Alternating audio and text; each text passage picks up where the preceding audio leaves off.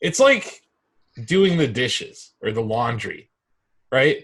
Like, there's that minute after you've done the dishes or taken out the trash where you don't need to take out the trash again or you don't need to do the dishes again. But almost immediately after, it Life starts keeps again. happening.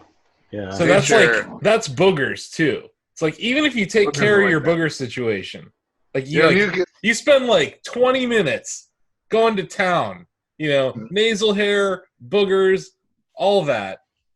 Immediately after you're done, they just Right start. back. It starts happening again. Boogers just It's keep happening while you're doing it. Yeah. It's happening while your mucous membranes Yeah. are, just like producing shit with your lymph nodes, and then it's getting it all out of your system through your sinuses. Mm-hmm. And that's just that's all. It's messed up, yo. It's messed up. And that's what we're talking about today. This Your is body, the Booger Cast.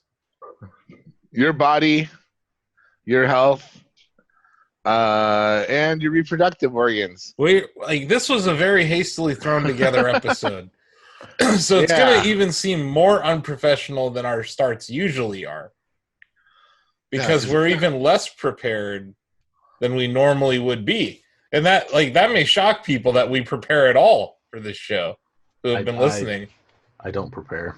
Yeah, I didn't know that was that. I actually, back in the day before the Death Stranding, David, I used to prepare. I would set up cables. I would set up computers. I would do a lot of the pre-production work. And then I still edit this thing. You prepared. I usually am so busy writing stuff that I don't know what's going on until you show me the show notes. And I'm like, okay. But we sometimes, I feel like just recently we got into this groove where like Thursday, we're going to record on Thursday. Yeah. If we can. And then it gets onto the internet eventually through a series of tubes. Sometimes there's embargoes, like I can't just upload it the next day sometimes. You know, so it's like sometimes I have to hold on to them. Other times I'm just busy. Kitty cats. There's cats. Meowing in the background. There's cats that are hungry. They're not hungry. They just want affection. Well, that they want attention. Can you blame now them? that they might be hungry, they could probably use a little kibble. I don't know. I'll feed them when it's time to feed them. But yeah, it's they're like it's fucking time now. What Give day? me the kibble. Well, this is April 16th.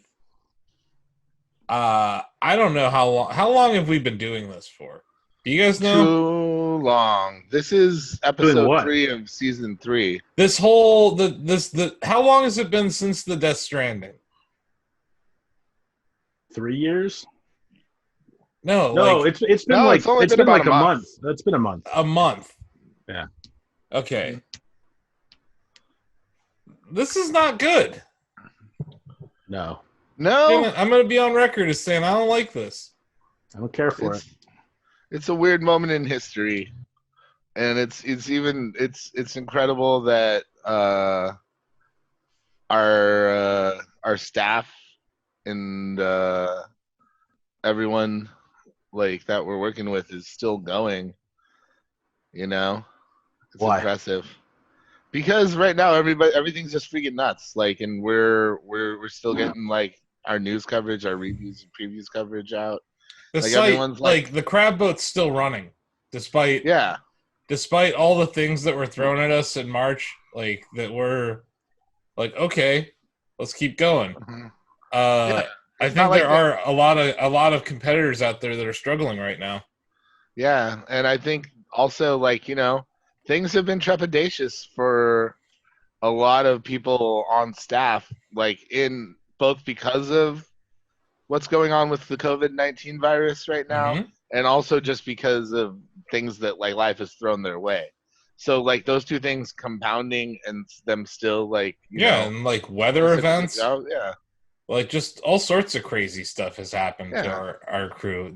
I think someone is behind. Oh my God! It's the Calamity It's Ganon. the ghost. It's I the saw ghost. the Calamity Ganon in the background. Calamity Ganon. Calamity Ganon. Oh God, Calamity Ganon. Okay, because you're actually broadcasting from Hyrule. Hyrule today. Yeah, that's right. Right when you leave Link's resting area. Yeah, he's got his tablet. Yeah. He's broadcasting through his tablet. Oh, you got your Sheikah through slate? my shake weight. That's it. My shake weight. Yes, Sheikah slate. Right. Yeah. I'm sorry. In the my Shaker weight. Yeah, sorry. In the Rusty Claymore universe, which Blake has created in his live stream, it's called a shake weight. Like he has an entire language and vernacular for Hyrule in the world of Rusty Claymore as opposed to Link, and it's very interesting to watch. See, but it fits. It fits somewhere in the Zelda timeline. Like my timeline is Breath of the Wild adjacent. Yeah, and it's a timeline where instead of being Link is Rusty Claymore, and his Sheikah slate is a Shaker weight. That's really the only two differences I think between the universes. But if there's an infinite amount of parallel universes out there, I think you come up with narrative for most of the champions. I think you seem to have external narrative from the story that you apply to the dialogue from certain champions. I remember Sidon specifically. You know, he's a very enthusiastic young Zora. Really enthusiastic. Yeah, we could use like 80,000 Sidons right now. Right?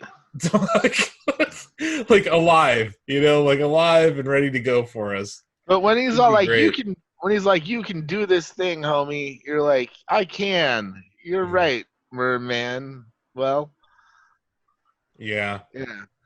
I really, he was the wind beneath my wings. Literally, quite literally, as you fired arrows at an elephant. After he made me fly. He's the one that gave my wings permission to soar. I know that, David, you don't like the divine beast that much. When you love something so much and you break it down to its constituent parts, you have to rank those. You do that whether you want to or not, really. Sure. And there are parts that you will like less than others. The divine beasts were all right, but it's basically the same thing with 4 different layouts. I kind of miss the temples.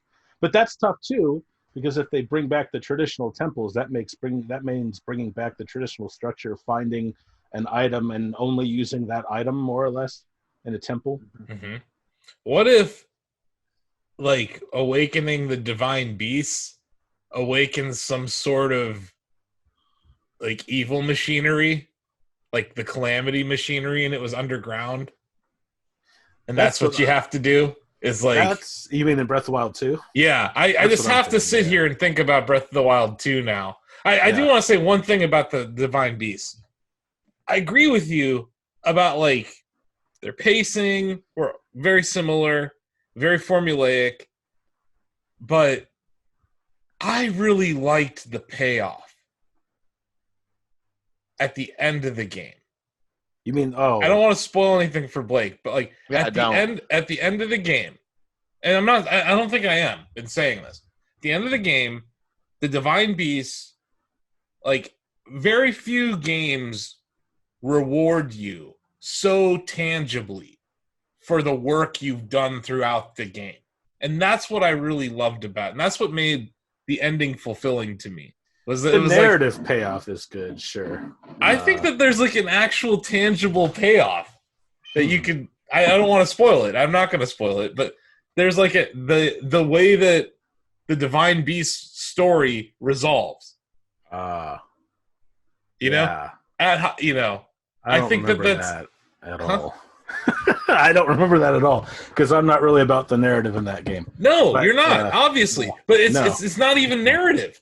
It's not. It's literally like, when you said the Divine Beast, they like point at Hyrule Castle, right? Yeah. Like, yeah, that, like, they're all pointing at something. Yeah. The thing that happens there is cool. That's all I'm saying. I like that thing. And that thing's unique. That thing does not happen in every game.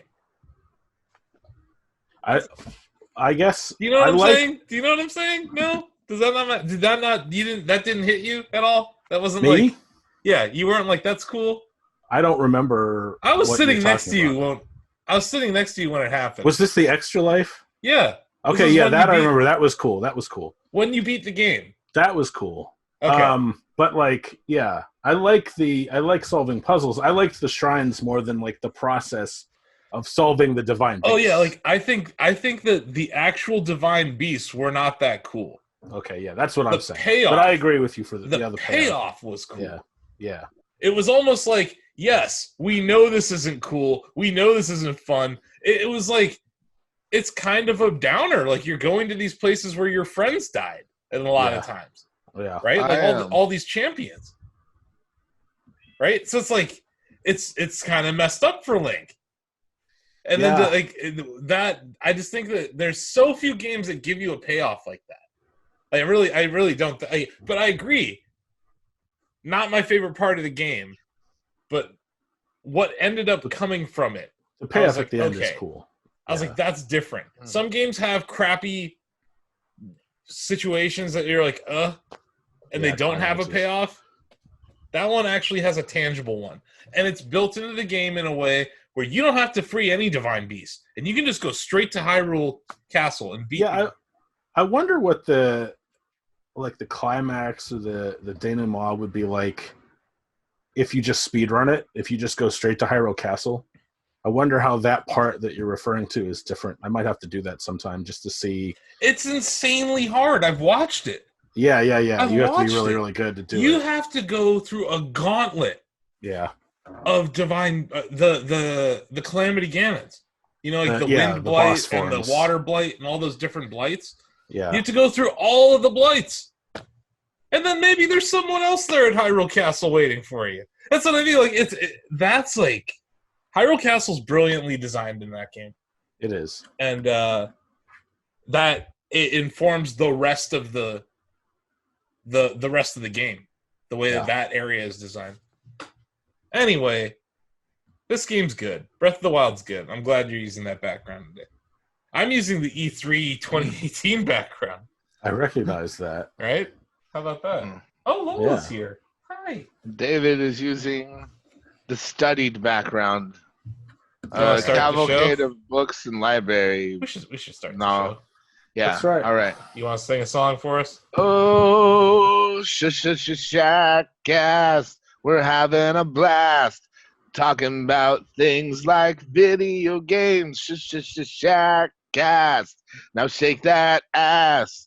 Back it up for me. Make it work now, baby.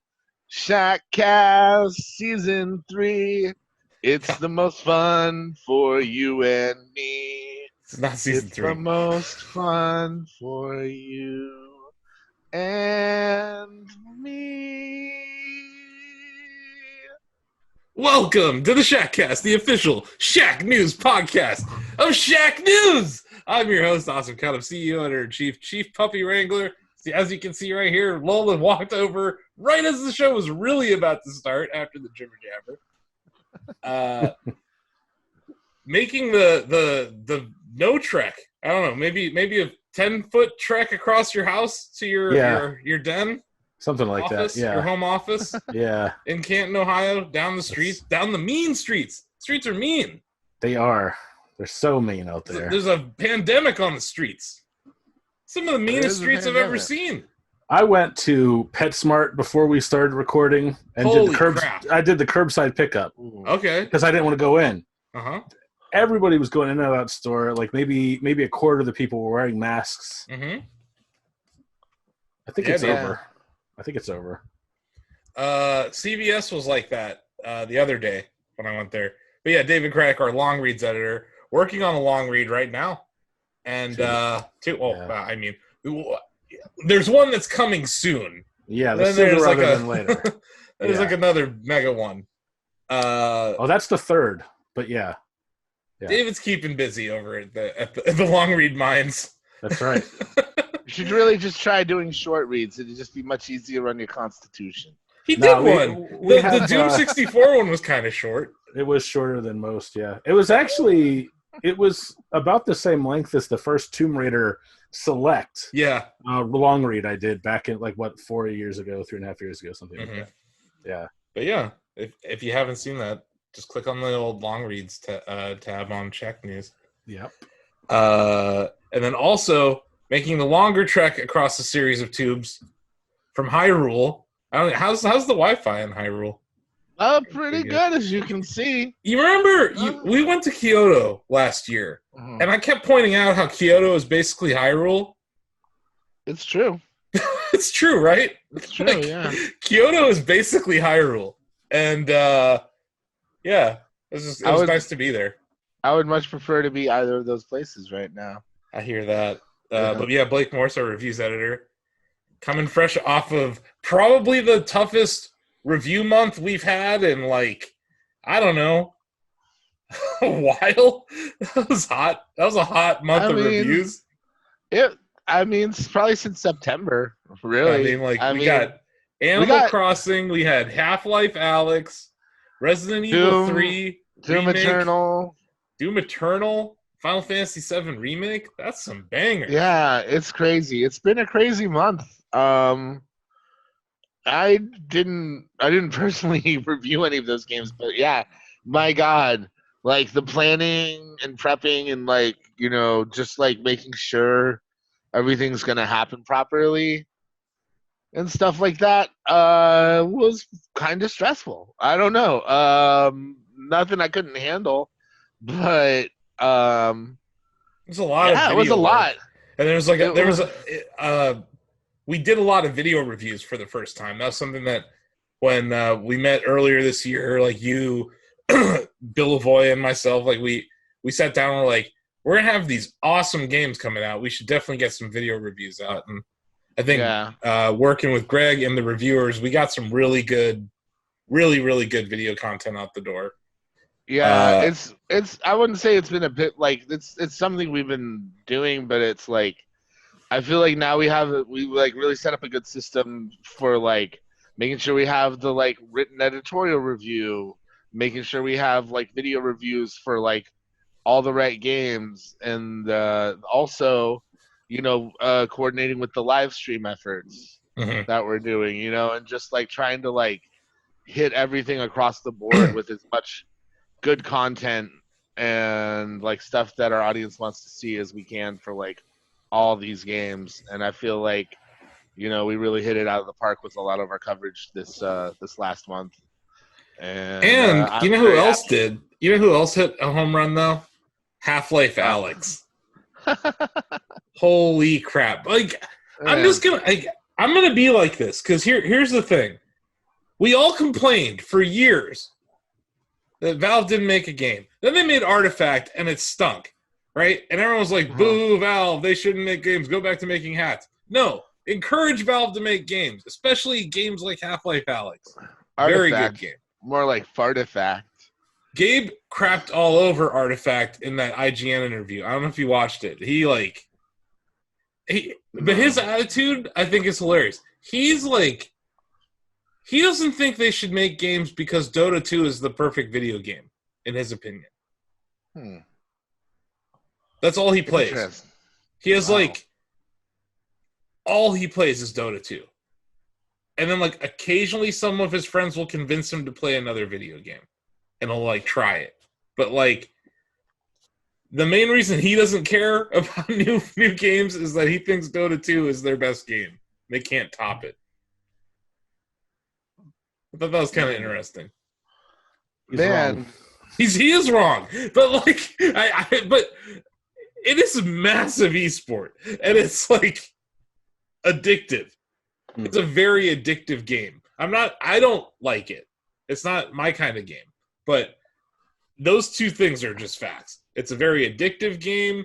It has a massive community, and that esport is, I think, the model for how esports should work is the international. Because it's not just that they have a big community; they have a big community that's willing to reinvest in itself. Yes, and fund prize pools, which is it became this self-fulfilling snowball thing, and like it's people that are into Dota are really freaking into Dota. It is one of the more addicting games out there, I think.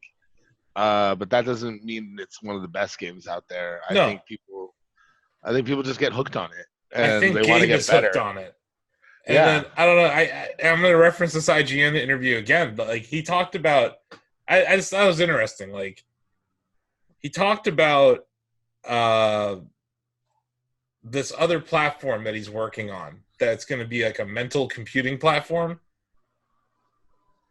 So he thinks that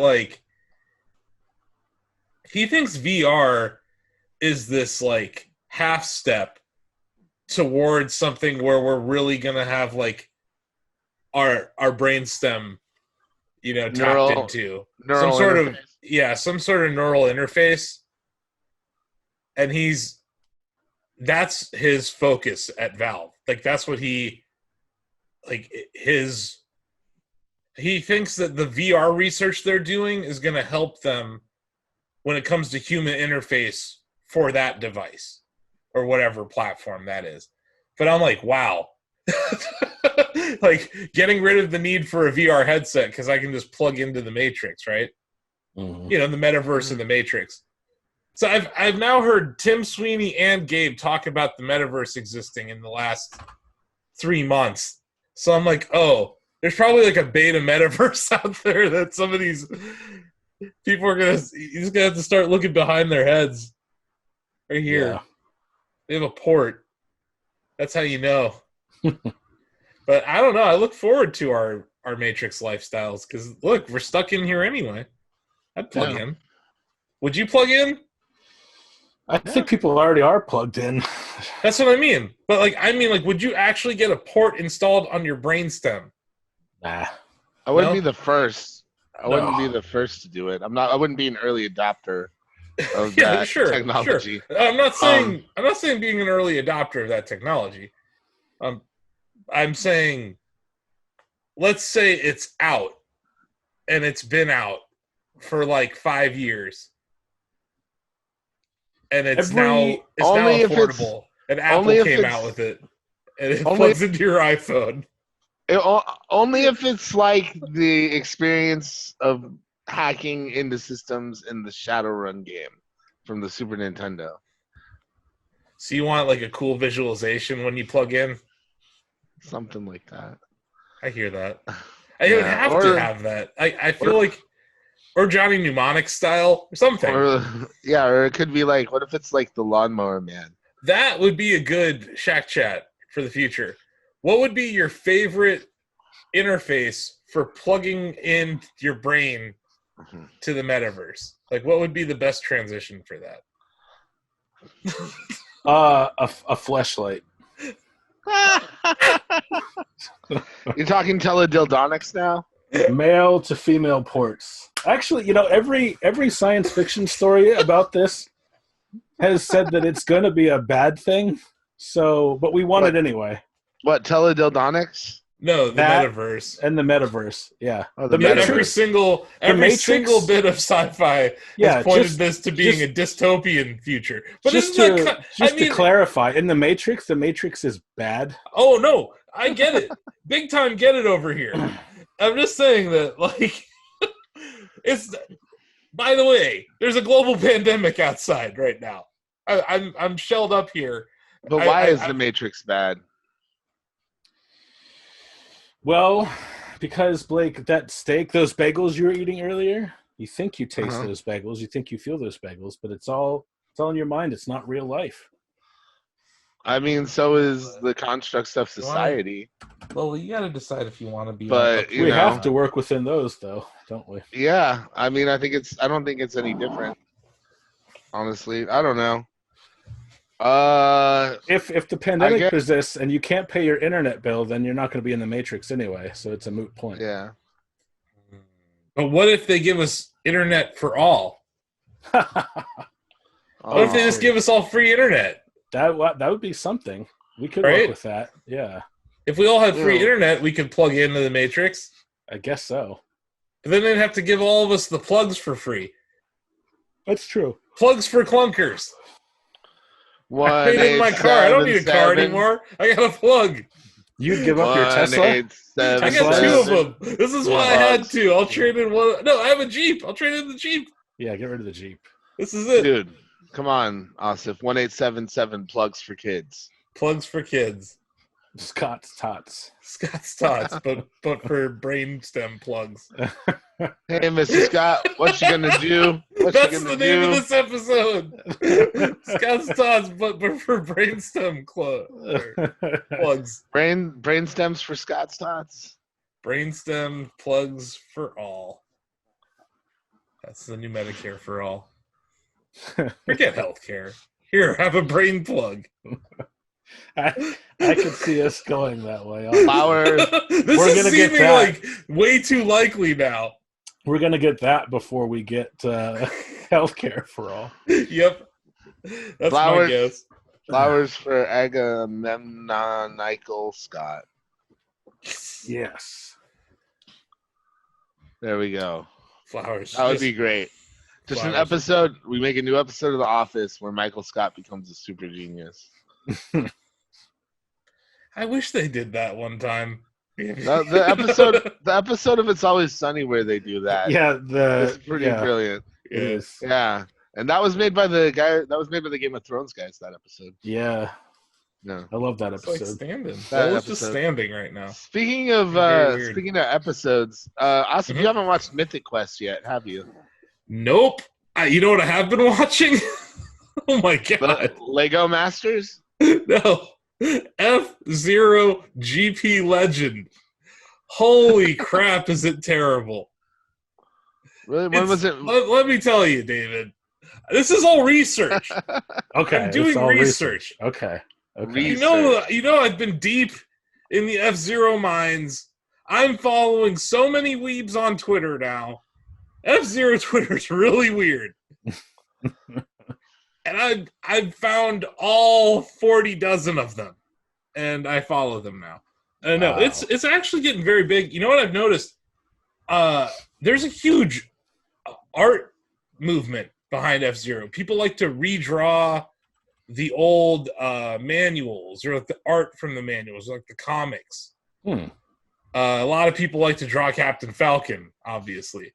No, yeah, sure. The same style, you know how like Sonic became Sonic? Obviously there was that Jeopardy thing that happened. But like there's so many weird Sonic drawings out there. Right? Yes. This is starting to happen in the F-Zero universe. Except there's like 30 characters. Whoa. So people are like going super deep dives into like Mr. Arrow or Super Arrow and Mrs. Arrow. And like, yeah, I'm like, okay, this is getting interesting. Huh. I think in the long run, our memes are going to be what revives F-Zero. And you just need to join us now. Wow. But anyway, it's horrible. This show's terrible. It was on right before Kirby Right Back at You. Remember that show? No. the only Nintendo-based cartoons I ever watched were was the Super Mario Super Show. That Super Mario World. Yeah. And they moved to that, and then Zelda, which is only like a season apparently. Mm-hmm. But yeah, the Zelda one. I mean, the Zelda one was just Friday's episodes of Super Mario Super Show. They would show an episode of the Zelda one. Yeah, it was so bad. It's so goddamn bad. The Zelda cartoon? Yeah. Well, excuse me, princess. Ah, God. It's sorry. Great because it's like it's a line taken from Steve Martin. You know what? It's like not even an original tagline. No, but seriously, the same writers from that must have been writing for F-Zero GP Legend. It is as corny. But what's great about it is about racing. And they've like figured out a way to make it about the game. And I was like, wow, this is actually not half bad. Is it an anime? Yes. Or is it? Yeah. Yeah, it's like straight up anime, hilariously bad English dubbing. Excellent.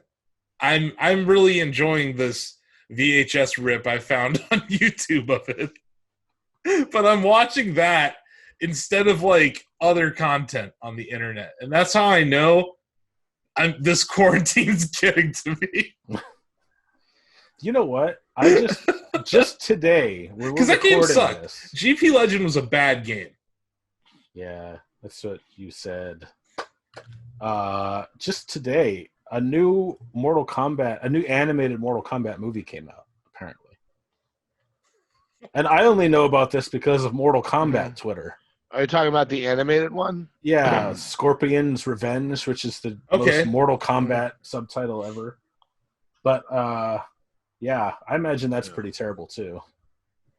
I don't know. Their art's pretty great. I do remember seeing the trailer. Are you looking at it now? I haven't even seen the trailer. I didn't know this existed. We reported on this. Oh, okay. It was announced. Mortal Kombat, Scorpion's Revenge. Man. Let's take a look at it. You guys want to take a look at it with me? Yeah, let's take a look. Yeah. Let's go, shall we? Sounds like a plan. We have this ability. We should do it more often. It's my damn. It won't play the whole thing, I don't think. But what are you going to do? Like the audio. Oh, yeah, I love it. This IGN that showed up #1 on YouTube search results. Yeah. Love it. I mean, it doesn't look half bad. Yeah, it's got kind of a Batman the Animated Series quality to it. Yeah, this was announced in January, David. Okay. I was not here for a couple months, so I didn't really pay attention. That's right. You were on sabbatical when this was announced. Pay attention to gaming news. Yeah. This was before the Death Stranding. Yeah. Is that Quan Chi? Yeah, that was totally Quan Chi. Mm-hmm. There's a bunch of people in this, it looks like. This looks kind of like, you know how they retconned the first 3 games in Mortal Kombat 9 by like retelling them? This kind of looks like it's set during that. Looks kind of neat. I might check it out. I used to be super into Mortal Kombat lore. Mm-hmm. Did you remember the TV series? The live-action Mortal Kombat TV series? Yeah, I was going to say, I thought there were 2. Like, I remember the live-action one. I think I saw, like, some of an episode. And then, wasn't there an animated series also? Or there probably was. I can find out very quickly. I remember, I seem to think there were like 2 Mortal Kombat series that were both there was the 2 movies. The first movie was great. Yeah. And then the second movie just like looked like they ran out of budget. It did, although like here's the thing, like Mortal Kombat Defenders of the Realm. Which was that? Live action? That was the animated series from 1996. Okay. I don't know if I've ever seen that. Do you want to go down? There were a couple of series recently, maybe one-offs like the Scorpion's Revenge. I guess now that I think about it, that must be about like getting revenge on Sub-Zero, because in the lore, doesn't he like kill Sub-Zero in the first tournament or something? Yeah. And then the younger brother takes over in 2. Yeah, I'm a Mortal Kombat scholar. That sounds right. In middle school, I was so into Mortal Kombat that my teachers would call me Mortal. Teachers. Because I just talked about Mortal Kombat all the time. That's not a bad nickname. Even algebra. Mortal. No, it was a pretty good nickname. Yeah, that is pretty good. Yeah. Yeah. As far as nicknames go, you could have done a lot worse. I know. That's true. But anyway, we should praise GabeN for making video games. So he keeps making them. And is convinced that they're better than Dota 2. Make Half-Life 3 now. Yeah, now make Half-Life 3. And put it on everything. Yeah, not VR. Just everything. Yeah, make it Half-Life 3 for everyone. Yeah. Alex was good, though. I'm sure it's good. But Half-Life 3 will be great. Maybe. Oh, it will be. They still have the chops. They proved that with Alex. But are they going to? Yeah, because they're Netflix now. I mean, they have competitors, so they have to put out their own content. They have to put out more of their own content. No, I'm serious. Yeah. That's what was always going to happen, right? Well, Half-Life 2 was the reason Steam was born. Yep. And then they were just like, we'll play Dota forever, and how'd that work out? Yeah. But kudos to Shacker Chris Remo on the Half-Life Alyx team. That's right. So shout out to our doing it for Shacknews all these years later, bringing us the Half-Life. What do you think? Chatty loves it. There's not a single person in the chatty who will say a bad thing about Half-Life Alyx who's played it. Oh, 25 of them. No, I'm looking forward to playing it too. That's accurate. It's about 25 people that would all say it's like the best game they've played this year. Half of whom take Dramamine before playing it. But yeah. Maybe. Yeah. Here's what I'm curious, guys. What do you think what does Half-Life 3 look like to you? Like in your mind's eye, where are we going? Because to me, I think what they need to do is needs to be a time jump. See, to like now, I think they just need to like be like now that you know what I mean. It's kind of becoming one giant City 17. That would actually kind of work. Well, I guess what I mean is, like all the time that's passed in real time has passed in the Half-Life universe. And then instead of Gordon Freeman, I want Morgan Freeman to become the new protagonist. It's really funny. Like, people go crazy over the story in Half-Life. I don't really know what goes on in Half-Life. That's kind of like par for the course for me. I'm not really paying attention to the narrative. Half-Life to me is about Valve building cool engines and doing cool stuff in the game. Deceptively simple things. Like in Half-Life 2, one of the first puzzles you solve is you have to put like a cement brick on one end of a fulcrum so you can like walk up it and hop over a fence. Like in 2004, the physics involved with Source was just so cool. And then when you get the gravity gun and you're like, yeah, I could use a rocket launcher, but what if I rip this urinal off the wall and shoot it in your face? Like, you're right. That to me is Half-Life. I don't care about the story at all. I just want really cool tech. Problem solving. About the gravity gun. Yeah. Just problem solving. It's like innovative problem solving driven by engine tech. Yeah, that's it. That's all I want. And that's what Alyx is. Yeah, that's why I don't think people get it. Like that game has these things that I don't think I would have cared or even noticed about some of these visual cues if I wasn't in VR. But then like when you're in VR, you're like, holy shit, that was fucking brilliant. Like, and a good puzzle game makes you feel stupid, and Half-Life Alyx made me feel stupid a lot. Yeah. But like there were times where you're just like, that was super well done, and that was that, like you said, that Valve touch. That's that, and I thought they nailed that there, and more of that. All of my poking at Half-Life Alyx is really tongue in cheek. I really want to play it. I love Half-Life.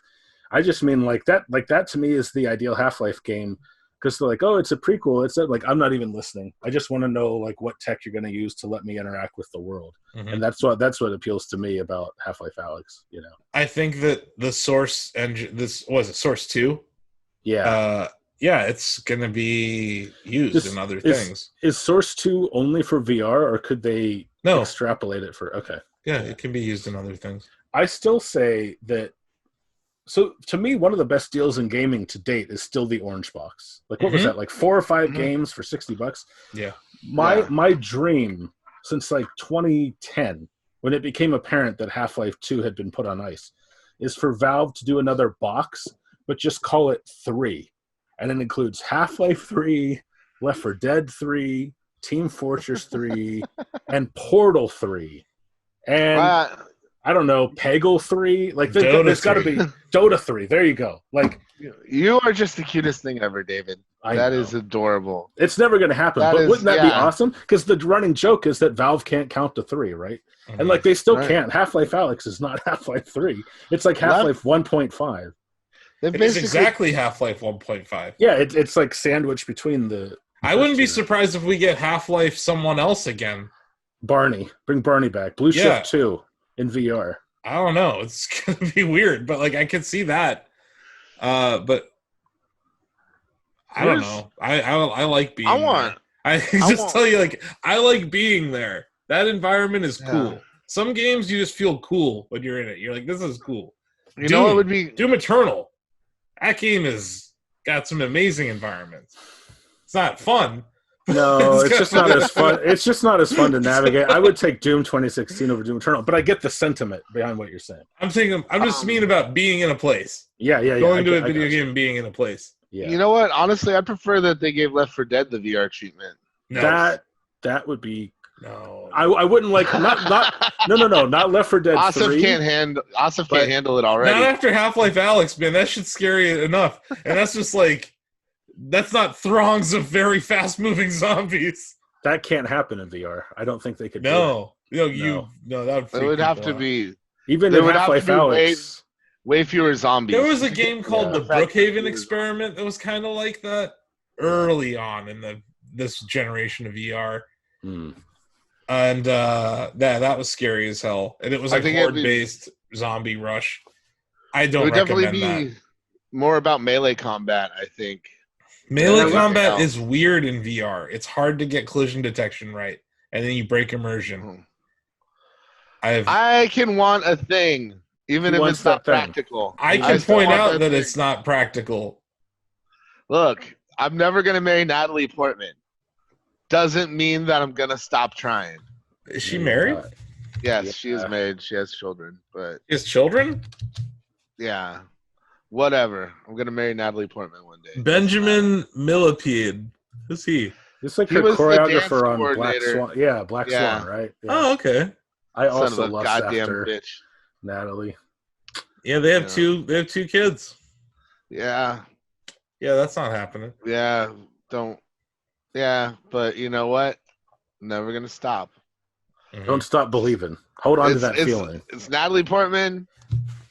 And then Left 4 Dead VR. That's it. What if I told you that all you needed to do was get a port installed on your brainstem, and I could make all this happen? That'd be fucking rad. Not do that thing. Not unless you have a flashlight. I'm not going to get a brain hole. So what week of the quarantine would we need to be in for this to be appealing to you, David? This whole brainstem port. The thing, we've all talked about this, but like the quarantine for me is not that different than everyday life. No. I'm fine over here. It's at your house, but it's the getting of things to live. Yeah. That's not good. I don't like that. It's the foraging aspect. Like, I have never been so stoked to pay out the ass for paper towels before. The weird thing is, before everything hit the fan, I got my Amazon subscription delivery of toilet paper and paper towels. And then another subscription came. I have toilet paper and paper towels for days. So I haven't really had to forage. And I know there was like Instacart, 300,000 some workers went on strike. Mm-hmm. But like we used it the other week and got it same day, just a couple hours later. So I haven't been affected by it yet. But for the thought experiment, I would say if this goes on like another 2 or 3 months, I'd lie face down and be like, all right, drill me. Let's go. So 2 months from now, I'm coming over, and you're gonna install the port. I'll install a neural link for you. Bring Lola over. Let me tell you, David. I am ready to lie you. I'm ready to lie you face down and drill you right now, baby. In the back of my head, because I pointed. I was very specific. Wherever you want it, I'll make sure it lands there. That is what he said. Oh my god. Yeah. Oh, this is a new high for our podcast. I'm glad we increased the quality of our content. To be honest, I'm surprised you waited that long. Implying Wickus is anti-Semitic here. Yeah. Now we got busting a nut on the back of David's head. There you go. Right. Quality programming. That's what I'm here to help you guys provide. Well, thank you. Yeah. Maybe not David thanking you, but yeah. So not Natalie Portman though. That's not happening. I'll just pretend David is Natalie Portman. That's not gonna happen. Maybe with the lighting like this, maybe. That's reaching. Boom, and there I am. Okay, no, that's definitely not Natalie Portman. Nope. You know what was a real kicker? I found out that I'm distantly related to Christina Ricci through marriage. Like she married someone in my family. I love her. Right? Like Black Snake Moan. Love. Right? Christina Ricci. Yeah. Yeah, we're like cousins or some shit now. Blake, can you get me her phone number? She's Can I also get- married. I'll tell you what, I'll get you her phone number as soon as I get it. But like I have like these two older cousins of mine that are they're kind of like the family historians. They have all the family tree stuff worked out. Like it's like very, very distant. Like we're like maybe fifth or sixth cousins or something. So like you're that. related to this James Hurtigruten guy? Hurtigruten. If that's who she's married to, yeah. Yep. Hurtigruten? Hurtigruten? Yeah. He was known for Birdman. Oh yeah. I guess he's a camera, electrical, cinematographer, producer. He's a Hurtigruten of all trades. He is. And they have a lovely son named Freddie. So yeah, no Christina Ricci for you either. Oh. Sorry. Just go to Instagram. There's plenty of e-girls waiting for your OnlyFans subscription. Just looking for Christina Ricci, like. So Half-Life Alyx is cute and all, but let's talk about the real game of 2020, Animal Crossing: New Horizons. So, David, how'd your turnip trading go this week? So I know what I did. I bought on Sunday for the first time. I just entered the stock market. I bought turnips at I think 91 bells each. Bought about I think like I don't know 700 or something, and then I sold for 142 bells each. And I knew I'd get a better price, but see, I did this because you and I are working on a feature that has to do with the stock market and the stock market. And so that's actually something I wanted to ask you. Should I try for this feature? Should I be playing my own stock market, or is it legitimate to keep an eye out for other people who have really high prices per bell, like 500? What did you today? I had like 505 bells. Yeah, I had 505 on my island today. Yeah, until noon, and then it dropped like it plummeted. It plummeted. 142. Yeah. So like, should I do that, or should it's I try part to, of the game? Part of the game is being able to go to your friends' islands. Yeah.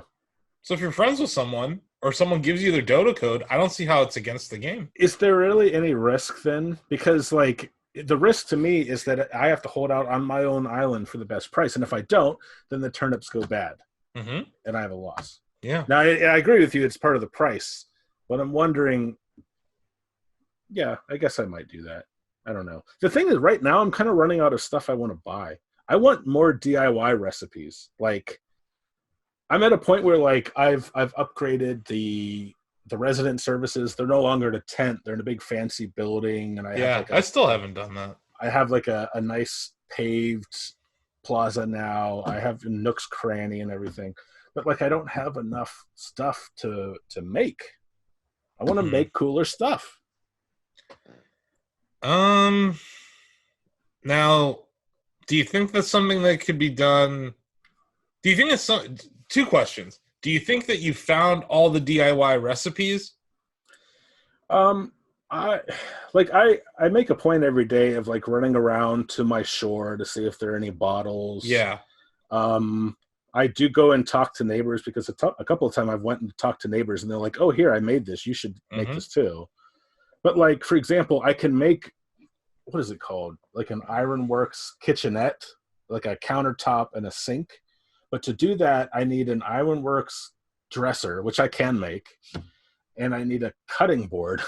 But apparently, I looked it up, and like the cutting board DIY recipe, like randomly appears, like it might be in a balloon, it might be in a bottle, and that's kind of like, I get that that's part of the game, but it's also kind of irritating. Like I have bells, I want to be able to like more easily buy these recipes. This is where you should reach out to other friends and be like, "Hey, do you have this recipe?" Can they share it with me, or would they make the item for me? Maybe they make the item for you. Amy and I had trouble with that because like I think you can send recipes to people too. That's another thing. I know that you can send, like, I go to my mailbox and there is a friend tab. So I'm assuming that I could, like, send friends gifts and receive gifts from friends, but I don't know how to do that yet. Okay. So we're still learning. Amy has it too. We sit there and play side by side for like 2 or 3 hours at a time. Do you guys visit each other's islands? Oh yeah, constantly. Because she has peaches, I have oranges. Okay. So she'll come over, get a bunch of oranges, go back to her island, and sell them at a profit. And I do the same thing with her peaches. Yeah. You sell the non-native. Yeah, fruits. And then she went to one of the Nook Ticket Islands, the Mystery Islands. She's found cherries and pears. Mm-hmm. I haven't yet. I've only ever found oranges, which is irritating because like they're my native fruit. But she gave me a cherry and a pear. I planted them, and just today they started bearing fruit. So I shook that fruit off and I'm replanting them. So I'm growing like my own orchard of all these fruit trees. I would argue that, like, kind of answering your question about going to other islands for whatever. Yeah. It's part of the game. And also part of the game is about, like, just today, like Green Skull from, he was from our, the esports panel that we had at E3 last year. I saw that on Twitter, but I couldn't remember where I'd heard the name. Okay. He stopped by, he former professional Halo player, works for Ready Up now. Okay. Yeah, he stopped by my island. He gave me a money floor for my briefcase. That I saw. Watcher XP, he came to my island the day before and gave me the briefcase. So it's like, or I actually went to his island and he gave me the How are you opening it up? Are you just friends? In your best friends list? I'm making friends with people on my Switch, and then I open my gates. That's one way. And you can also send dodo codes. And then if you're not friends, people can come to your island. And I think that's what I haven't done yet. Like, I haven't gone chatty and shared my friend code yet. I need to do that, and then I'll open my gates. And I want to come to your island. Like, I want to see what you're doing. We're already friends on Switch, so we just need to coordinate when we get online. And then, like, we can hang out. I want to hang out. Your island, my island's kind of hood. Like, even Green Skull, like, commented on it. He's like, your island doesn't really have a whole lot going on. Your house, I have, like, 3 rooms and, like, barely anything in it. I'm basically like Steve Jobs. Like, that guy had, like, a house with, like, one lamp. Like monastic. He slept on the floor. See, the exterior of my island is kind of all over the place because I've been doing a lot of experimenting. Like, for a while, I didn't realize, for example, that if you use a stone axe to hit trees, you can knock out wood. Before I was like, well, I have to cut down trees to get wood. So I like raised half of my island. And then Amy showed me the stone axe and I was like, oh. So I went on like a mission to like, I've been replanting trees. But like, I've been learning. So the exterior of my island is very hood. But the interior, I spend hours decking out my house. Like, my living room is like this really posh, like, reading room. I have a Newton's cradle, so when I sit down to read in the game, you hear the like, it's kind of peaceful. You got the white noise going on. Then I have a bedroom that I've decorated in blue. Like, I'm super into this being like a virtual dollhouse / island of make-believe. I'm super fucking into this game. Oh yeah, I walked into Watcher's house, right? And like, it looked like the Team Lab exhibit, like, you know, the hyperspace room. Yeah, I was like, this is insane. Rad. His wallpaper is like little. Yeah, it was like sparkler glitter falling down, and I was like, this is amazing. And he has all those little, like, you remember those magic balls that you would touch and they had like electricity? Oh yeah, he had like just rows of them. I can't remember what it was called.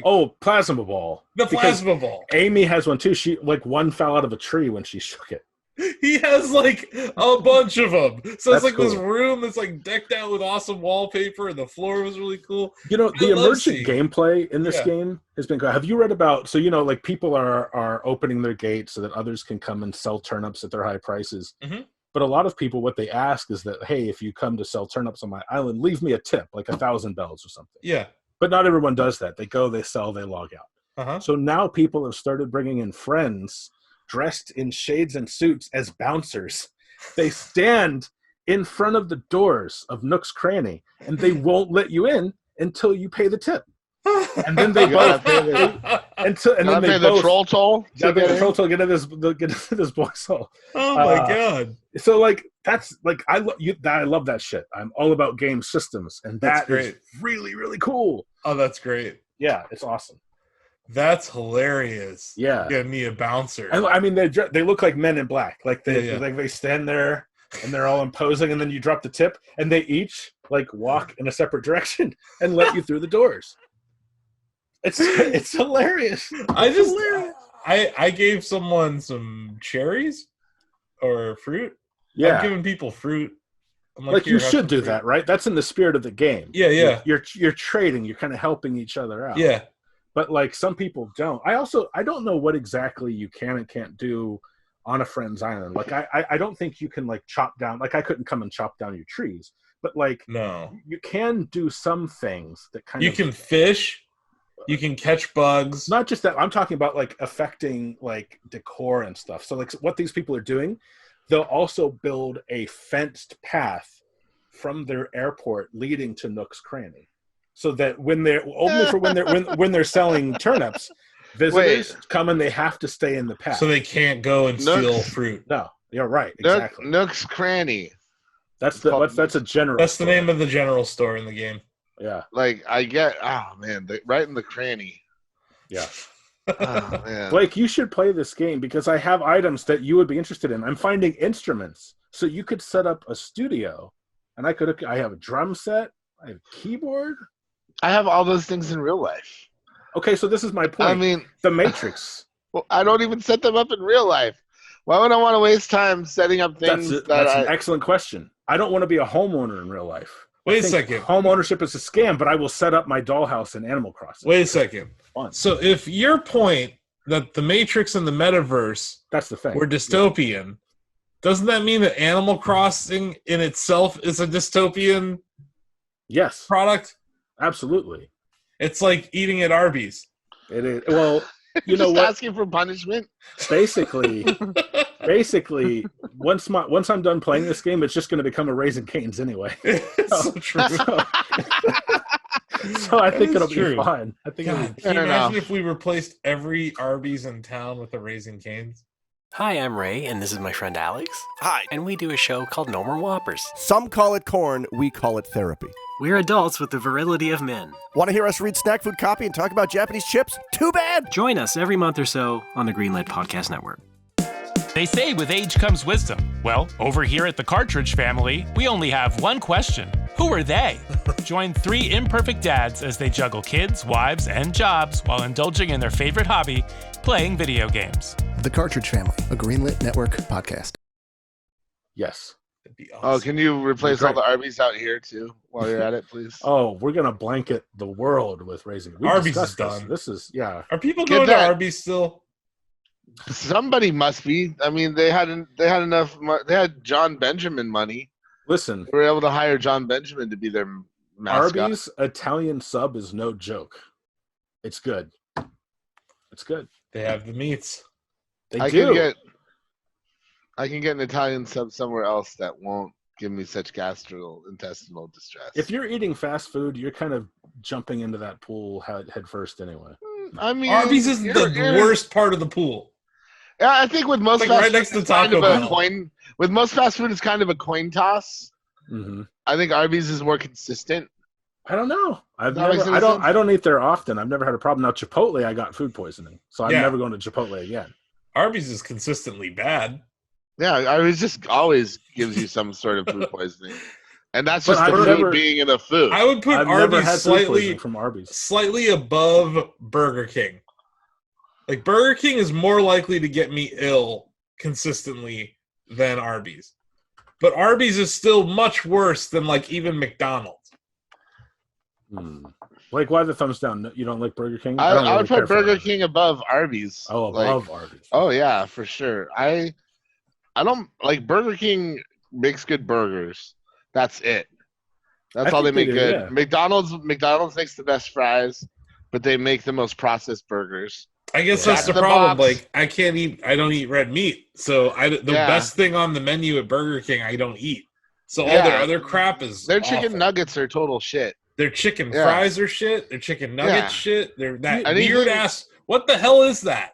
That boat looking chicken sandwich? I love that chicken sandwich, man. Like when I'm poor, the 2 chicken sandwiches for $5 thing, man, that has gotten me through some hard times. It's a good deal, but it makes me feel like death. Oh man, those chicken sandwiches are like the best chicken sandwich deal on the market as far as fast food. This is at Burger King?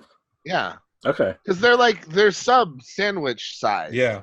Oh. And they're like fried chicken sandwiches. See, I don't know if you two have found this, but I found that I tend to eat at fast food as an adult that I ate at as a kid. I didn't really go to Burger King a lot as a kid, so like I don't dislike Burger King, but I just don't really eat there. Doesn't really occur to me. As a kid, I ate Wendy's and Taco Bell and occasionally McDonald's. Like that's where my parents would take us. Oh, I used to eat whatever when I was a kid, but yeah, like Burger King, onion rings are bad. Everything there. I'm like, I don't know. I kind of like the onion rings of Burger King. I kind of do. We're too. just on the opposite side of the spectrum when it comes to Burger King. We can be different people when it comes to Burger King. I guess that's. Their zesty sauce is good. As far as our opinions aligning and being parallel or like being the same, yeah. I think like this is one of the least controversial things that we could disagree on. Yeah, I think so. I think we line up in the more important areas. Blake, are you going to get into Animal Crossing? No. I'm not. No interest in it? Toil is stupid. Toil? Toil. You that think game is all toil. Aren't all okay, here we go.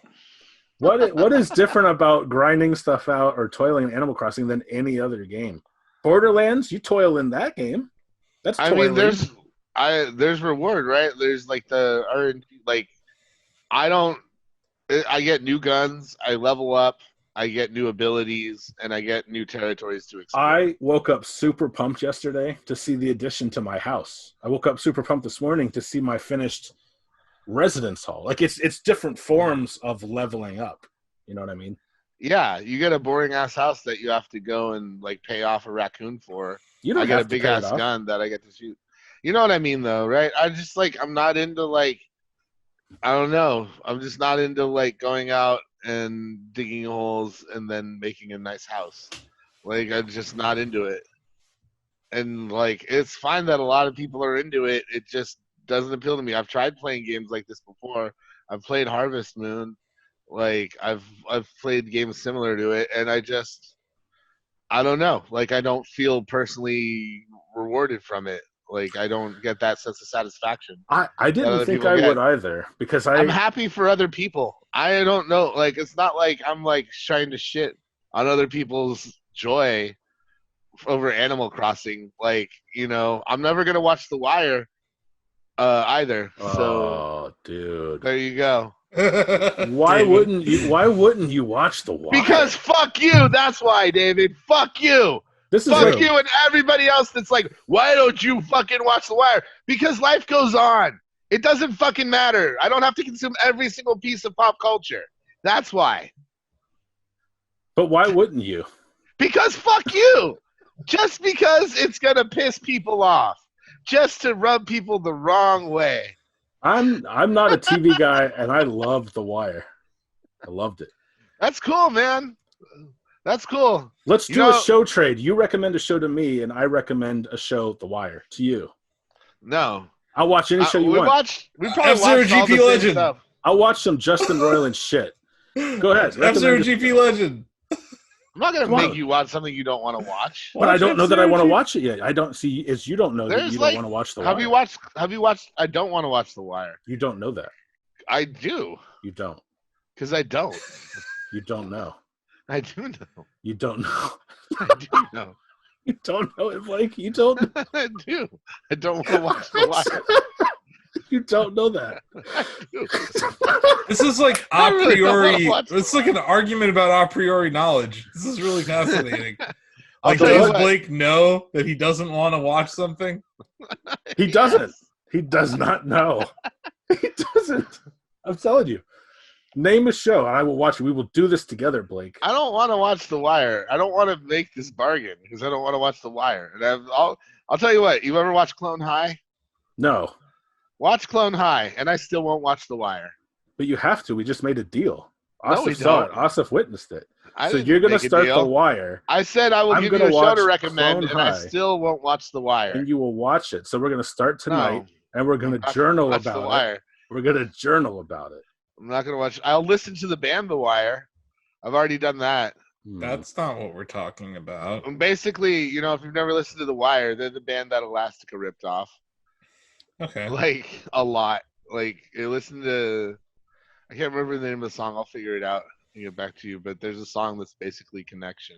Asif, have you watched The Wire? I still love Elastica. No, you know why? Because it's based in Baltimore. Oh. And I find that off-putting.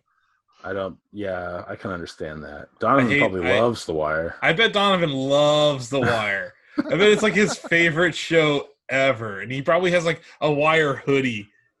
He probably does. There's just like a Wire, the official Wire of The Wire. It's just like a... But yeah, I know why people think I would like it. Like I've been kind of laughing on the inside this whole time because I've had the same conversation. Yeah, thank you for a long time. That everyone's like, "You would really like The Wire," and I'm like, Asif, you were a philosophy major, right? Yeah. You would love The Wire. Oh, okay. I bet no one's used that argument. No. Boom. I don't know if it was super effective though. It was effective because man, Look, I watched Breaking Bad. Okay, I've done my piece for. You should watch Better Call Saul. Actually, you know what? Forget this nonsense. Better Call Saul. Holy crap! Best show. Holy crap! I got to get caught up. Holy crap! 2 episodes ago, best episode in either Breaking Bad or Better Call Saul history. Amazing. This week was a close second. I loved everything about this week's. I need to get caught up on that show anyway, and I'm pretty much caught up on everything. Watch that instead of The Wire. You know what's been disappointing is Westworld. Westworld's been really disappointing. I haven't watched it. I'm having trouble keeping up with it because this 3rd season's really just going nowhere. People recommend Mad Men too. Have you seen that, Blake? Mad Men? Yeah. No, I haven't watched that. I don't know, a bunch of white dudes like getting drunk and making advertisements. Sure. Okay, I guess that's cool if you enjoy like that. Although I do love John Hamm. I love John Hamm and what's her name? I hear he's amazing in it. I've seen like episodes. I didn't really like. I never got into it. But that's not a show I would watch that.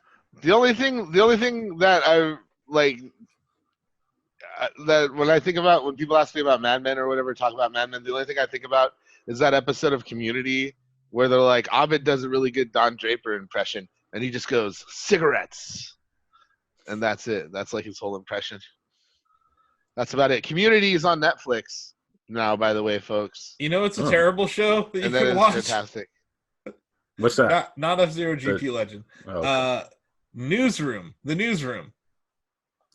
Oh. Yeah. But that brings us back to Mythic Quest, which, David, you watched it, right? I have not. It's on Apple TV, right? Yeah. Yeah, it's great. It's freaking hilarious. Okay. I do intend to watch that one.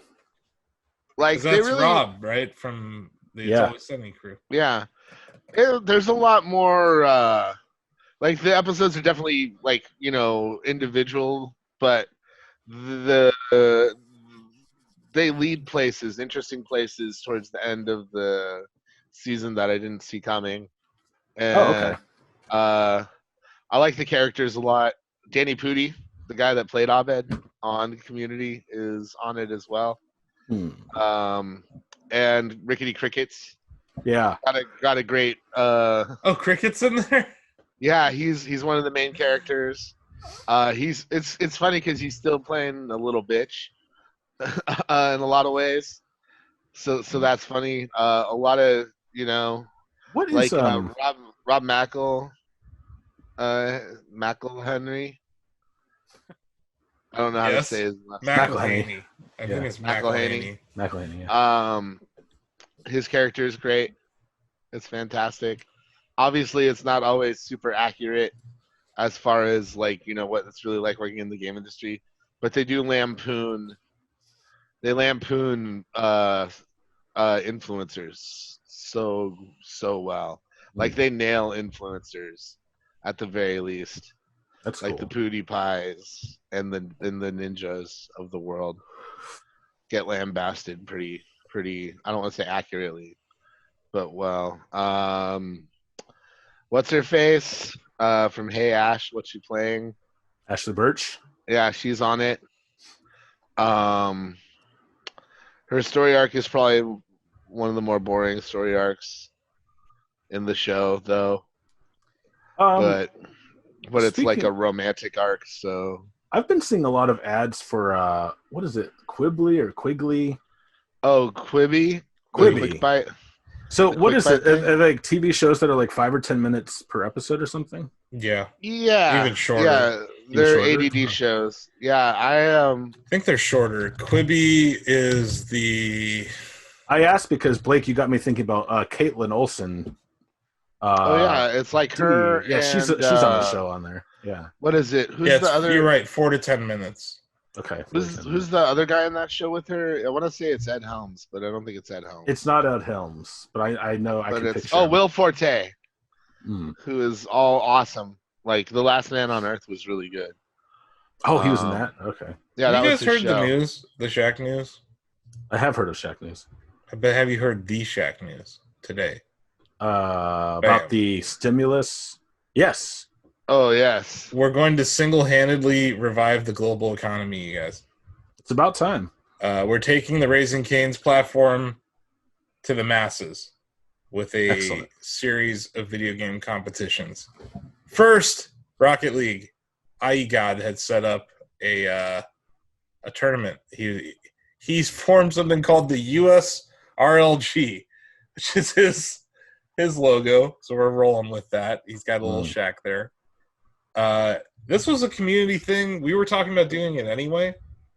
So I reached out to IE God and was like, hey, let's work together on this. Yeah. So we're going to put up $300 for each winner. The first place team of 3 will have $300 in Amazon bucks coming their way. This is the first tournament that we're doing. The next week, we're going to be doing one with our Shacknews live stream productions team. That's right. David, Blake, and I have worked closely with these guys. We were at QuakeCon with them most recently. Yeah. Down in Grapevine, and they helped us execute the Great Quake Holio tournament. That was our first real time that we had done that by ourselves, right? Without really hiring another company or renting equipment. Kind of being like, fuck it, we're doing it live. Yeah. In some ways, like, I think we'd worked with a lot of different companies. Some were good, some weren't great, but like what it boiled down to was we could do it ourselves, so why weren't we doing it ourselves with the people I know? Because people like listening or watching this, like they probably don't know that like I have a background in live stream video production. Like before I came to Shacknews, like I'd helped produce live streams for Twitch, Con, Unreal Engine, Ubisoft, Google. I worked regularly at Google before the epidemic, helping put on live streams. So I mean, I've been doing it for a while. So why not just take that skill set and take some of the people that I knew that I loved working with and that I knew were top notch and like bring them over to Shacknews to like help work as our AV stuff. And they're great guys. And it's been like one of the things that like sucked hardest is we were just about to hit the ground running with an entire season of esports events and other events that we were helping people produce. And like it all went away.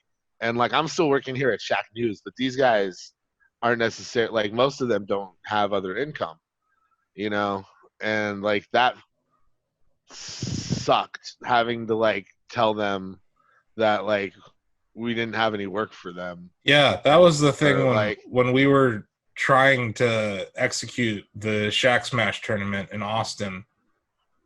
That I was constantly balancing. So what came to me like last week was like, hey, what if we put on a competition for them and they could make some dough and play some video games. So it's not it's like impossible to make all these people whole that are losing out on work from COVID-19's pandemic, but like we're at least putting something back out there to help them out in these times, not just be like, oh, well, there's no work. Sorry, guys. I was like, we can do better than that here. So that's what we're doing. And that's going to be this. We're recording this on the 16th of April. The 18th of April is going to be the Rocket League tournament, with first place taking home $900. They're splitting it up evenly. And then the Shacknews AV team tournament, the Shacknews Stimulus Games 2020, will continue on April 25th with another tournament. And that's going to be a very special presentation. Like, you're going to want to watch that. We've put a lot of care into that. Blake and I have had to tap into some games that we haven't played in a while to make sure that we can execute this, coming up with ways to really do this in a fun way. Because so much of this is, we were planning in person at electronic sports events, right? That's what we had done so far as Shacknews, really. But at our core, we do have Shack battles. In fact, when I was on that article, there was a Twitch embed. There's a Shack battle going on right now. So there's online games, and we're like, okay, what's an online way that we can do this where we can all still get together, we can all celebrate gaming, and we can put some sort of positivity back into the universe? Because Lord knows it needs it right now. Yeah. So that's what we're doing. That's the Shacknews Stimulus Games 2020. Clearly, it's open-ended. So if anyone out there has some ideas for it outside of we have 4 planned to go in a row here. We're going to announce them each week. We clearly have ambitious plans to single-handedly revive the global economy. Yeah, that's about it. I think Shacknews is going to bring America back from the brink of self-destruction. It's not even about America. I know it's not about America. Like it's about the world, and it's about a money printer that goes brrr, right? Yeah. But no, I think it's gonna be fun, and yeah, like I mentioned QuakeCon there for a reason. There's South by Southwest. That was a Smash tournament. That's a hint as to some of the things that are coming up. But just stay tuned to Shacknews. We know you will be. The people who listen to this podcast are some of our most dedicated readers, viewers, fans. They're amazing. They're some of the most supportive people. So yeah, I know they'll be there if they can. If not, they'll watch the VOD. And I've already seen Skankcore entered the tournament. So we got some people entering still. I think last I saw it was 9 teams, but it could be 10 teams have entered of 3. I read the article long day before we started recording, but is this something staff can participate in? Just get on a team, or I didn't see that mentioned, but I was curious. For this one, you don't want to. Don't worry about it for this one. I would think. Yeah. Not really this one, because Asif knows my Rocket League skills and they're nothing to speak of. But I was just kind of curious. Yeah. If it's something I could play in, just kind of the for fun stimulus down the games. I would definitely say that the Shacknews staff will likely have. We'll talk after the show. Yeah. We'll talk after the show. There's like I said, it's ongoing. Got it. This is an ongoing thing. We did say we've only talked about 2 weeks of what we have planned, and we did say this is going for 4 weeks. Yeah, we already have 4 events planned. So maybe shut up, David. But yeah, there might be something that we just haven't talked to everybody about yet. But no, it's all good. Like I said, this came together it was like I don't know. This has been bothering me. Like, I didn't like leaving our team out. Like, like I it just didn't feel right. Like, Shacknews is still working. You guys got paid, but like there was this whole thing that was in motion for months that just came to a grinding halt. And it like didn't sit well with me that people who were working really hard didn't get anything for it. Like, we never got to the payoff. And I was like, I was like, no, we can do something with this. We can make this a better outcome. And we can help the people that we want to work with when the Death Stranding passes. But it's like, what good is like just giving them platitudes if like they're not even around when this passes. If the people can't pay rent right now. It's freaking ridiculous. Like, people can't pay rent, they can't pay their bills. It's crazy out there. And it's just getting crazier. Another 5 million people filed for jobless claims this week. Yeah. 20 million people. 22 million. Infinite money, though. Infinite money. Don't worry. Don't worry. Millionaires got like 1.2 million or something crazy. Some sort of handouts. I don't know. People are freaking ridiculous. It's just this whole thing has shown a bright spotlight on the corruption in the world. I don't even want to say like any one government, just a lot of corruption and ignorance and arrogance that have led to this colossal failure that is this pandemic. Yeah, it's also shown who's actually looking out for their people. Yeah. Yeah, I mean, look at what Canada is doing. Canada is totally on top of taking care of their citizens. Even states, though, like Ohio, the governor's doing a good job. California, the governor's doing a great job. Like, dude, we're ahead of the curve. Yeah, there's states out there that have listened to scientists and are being honest with their people. I think the governor of New York's doing the best job he can.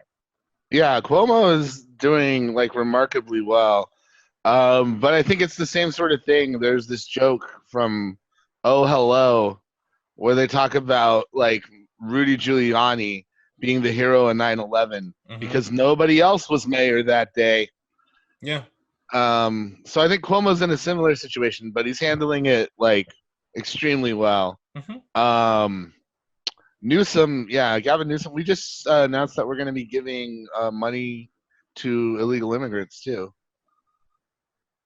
Like we've got some programs set up to help just about everyone we can here. The people who live in your state.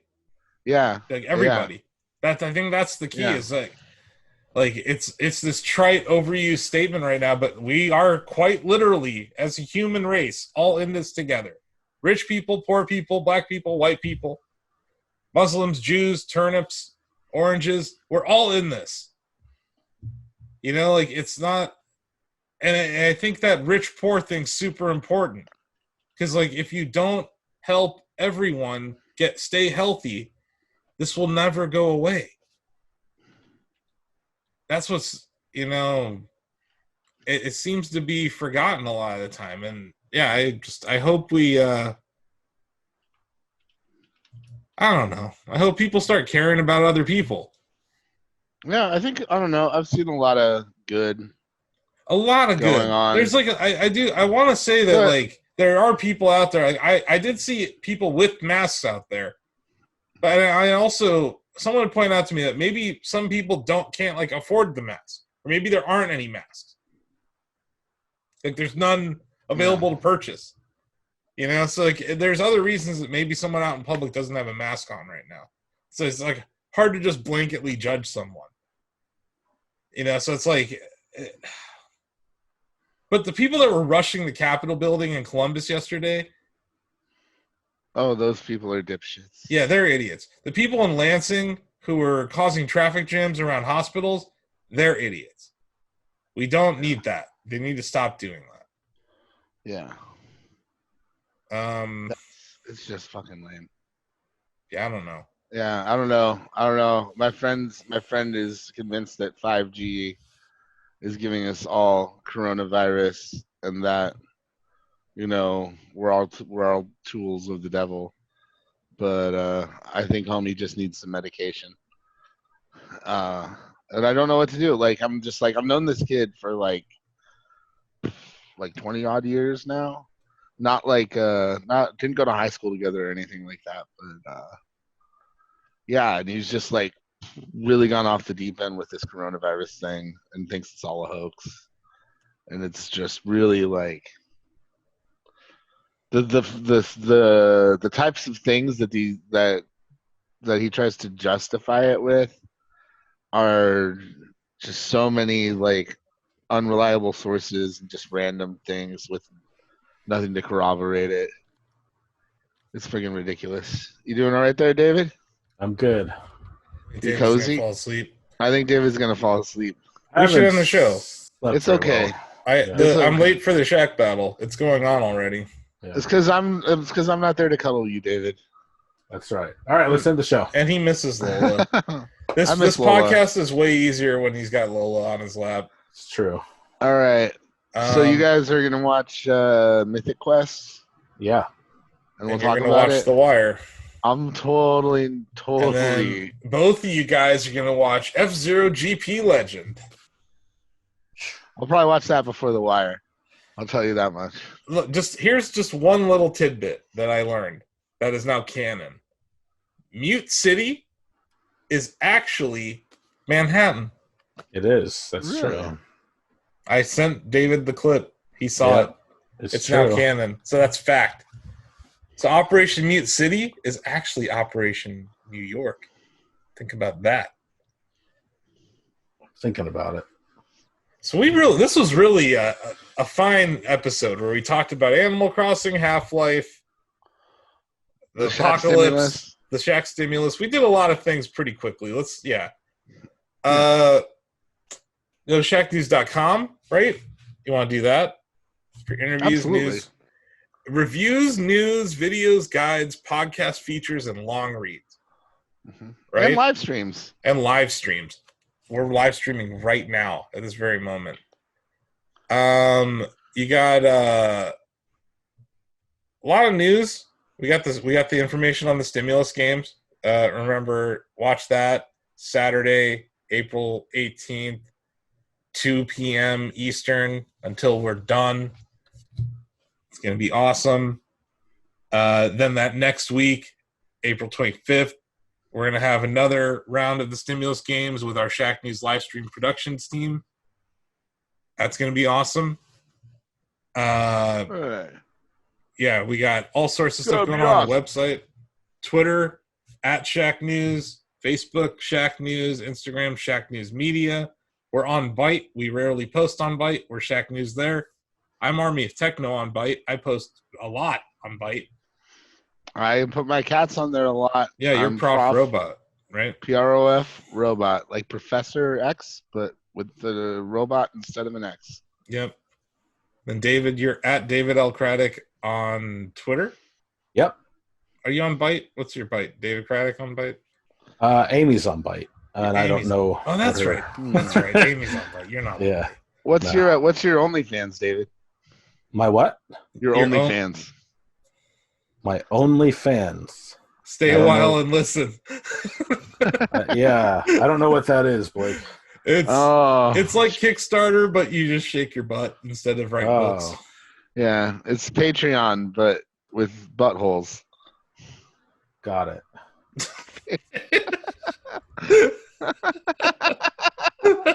David, you look so unamused right now. I'm sorry. Let's let Asif keep going, please. Okay. Those are the places to find it. Oh, yeah. YouTube.com/ShackNewsGames. YouTube.com/GamerHubVideos. We got content going up on both those places. Twitch.tv/ShackNews. Shacknews Mercury. You can subscribe to our website to remove the ads with my dog on them. $1 a month. It goes all the way up to $1,000 a year. Thank you to our ludicrous subs. Thank you to all of our subs. You can subscribe to us on Twitch. You can give us Jeff Bezos' money if you attach your Amazon Prime account to your Twitch Prime account. once a month you can give us Jeff Bezos' money. So do that as soon as possible, because it doesn't cost you anything. And everyone has Amazon Prime because this is the Death Stranding, and we need stuff to be delivered. How else is Blake going to get toilet paper today? Right? Jesus freaking Christ, man. So that's it. Oh, yeah. I'll get on my soapbox real quick. If you're on the internet, which you probably are because you're listening to us through a series of tubes, say you're listening to this podcast or you're watching us on YouTube, or you just see our feed on YouTube and you're like, oh, I'll share this. No, stop. Click the link first. Actually, watch the video. Read the article. Read the long read. Consume the content. Listen to the podcast. Become a more informed consumer of information, but also a more informed sharer of information. It also helps prevent the sharing of fake news, which is a huge problem these days. I'm seeing so much fucking fake news right now. I'm going to lose my fucking mind. The amount of shit that we're seeing about coronavirus that's just straight up false. Just ask yourself, what's their source before you go and share it? This is an extra step. I call it Sexy Bill the Cameraman's extra mile. And I have to add this back to the rant because it's especially true right now. People are like, well, this girl's got X amount of followers and she says I can go outside with my kids without masks on and it's fine. No. Go to the CDC and read what they have to say or something. But yeah, click the link at the very least. Ask yourself where this information you're sharing is coming from and is it true? It's so depressing that I have to have a PSA about this every week, but here we are. And I love our viewers. They're great. It's not them. But if you happen to cross this somehow and you needed this pep talk, there it is. But man, it's just it's bad out there. The amount of false information, the dependency on social media right now, as we're all isolated, is maybe the highest it's ever been. So these people are susceptible to more false information than they've ever been. It's like social media is being weaponized in a really big way right now. So just be careful out there. And just follow me for Lola pictures. What are you doing retweeting COVID conspiracies? Right? That's it. Where do we go? That's the show. All right. Go out there and do it for Shacknews. Well, it's a big old Shackcast coming your way. Just hopping down the road with the boop, bop, coming your way to give you a hug and help brighten up your day. 'Cause Shackcast wants you to smile. It wants you to have a good time. Well, it's the Shackcast episode number whatever, and we hope that you're doing just fine. Number whatever. Shackcast. It's I don't know the 68, number. man. Oh my God. We're so close. I know. The next one's a big show coming up, you guys. We should have a special. It's gonna be a nice episode. It should just be called Nice. Nice. Yes. Nice. We should record it on 420. We should record it really early. 420, 69th episode recorded on 420 would be I know it's Monday, but it would still be pretty awesome. Yeah, because we don't have busy Mondays. No, not like we already have a fucking esports show to do. I don't already record another podcast on Monday. Might as well just record for 7 hours. Fucking who cares? And we got the Shack guys coming back too this week. So yeah, you mean the Smashers? Yeah, 420. I said Shack guys, didn't I? You did say Shack guys. We're the Shack guys. We're the Shack guys. I guess yes, the Shack guys will be back on Monday.